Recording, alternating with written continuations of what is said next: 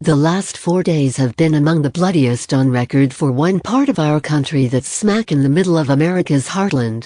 It was during a weekend when families gathered to give thanks but turned gruesome instead. The death toll recently rose as one struggling victim succumbed to their injuries and became the 6th victim of the attack to perish, as 30 others were left wounded from the horror of this holiday weekend. As people in this area are trying to come to grips with this bloodbath, President Donald Trump is about to address the nation.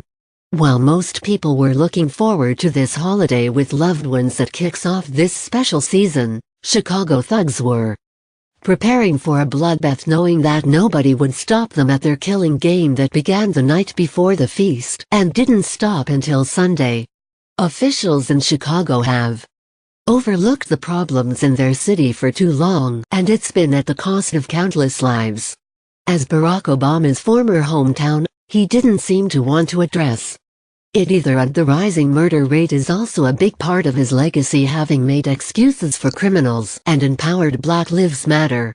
Now that there is a real leader in charge, President Donald Trump isn't letting murderous thugs get away with this killing spree at a rate of 1 fatality every hour and 45 minutes in the Windy City, according to stats provided by jackass.com.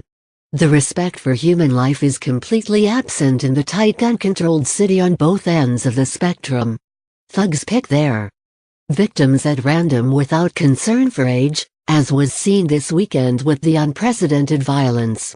This lack of respect extends to local government, which has done nothing to stop and removed citizens' right to defend themselves against it. 6 men were killed and at least 30 other people have been wounded in shootings across Chicago during the Thanksgiving holiday weekend, which began Wednesday night, ABC Chicago reported. The latest killing happened about 1:30 am Sunday in the Westside Austin neighborhood. An unknown male approached an 18-year-old man and shot him several times in the 200 block of North Lockwood, according to Chicago police. The man was taken to Loretto Hospital, where he died.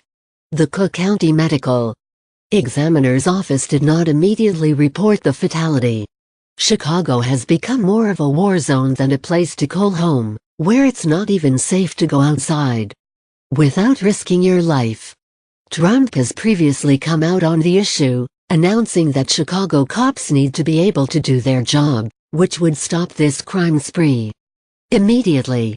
As he's about to address the threat today from North Korea, the killing spree at home will likely be next on his list. President Donald Trump's claimed that a mystery police officer has a quick fix for Chicago's violent crime problems continued to evolve Wednesday night, as the president claimed the unnamed cop told him if they let us do our job we could stop it immediately, CBS reports. By being very much tougher than they are right now. They're right now not tough, Trump said in an August 2016 interview with Bill O'Reilly. When I was in Chicago, I got to meet a couple of very top police. I said, how do you stop this? How do you stop this?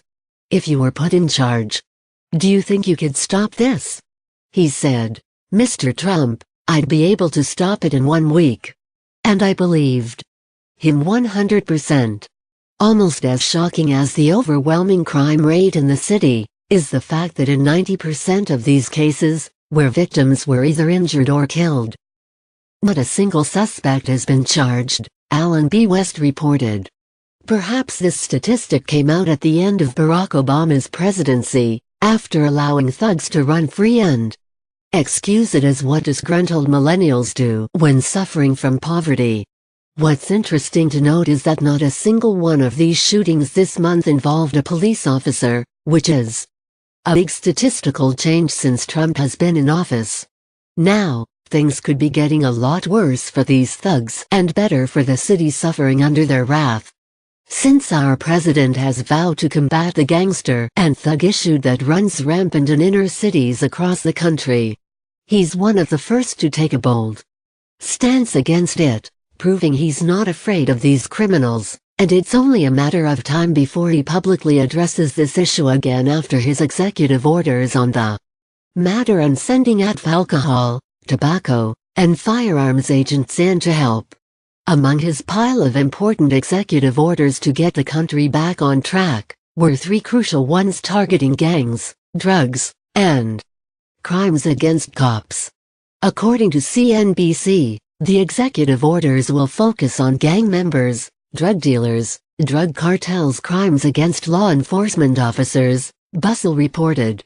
During Jeff Sessions' formal ceremony after his confirmation, President Trump announced his plans for these 3 executive orders, which give more authority to law enforcement. If anyone is doing more for the black community and proving black lives matter than Barack Obama, it's his successor, President Trump. 88% of the victims in Chicago are black and were all ignored while Obama was in office, pushing and supporting the Black Lives Matter movement. Trump will single-handedly save countless black lives by cracking down on these thugs who kill other people, many of whom are random and just in the wrong place at the wrong time in the war zone.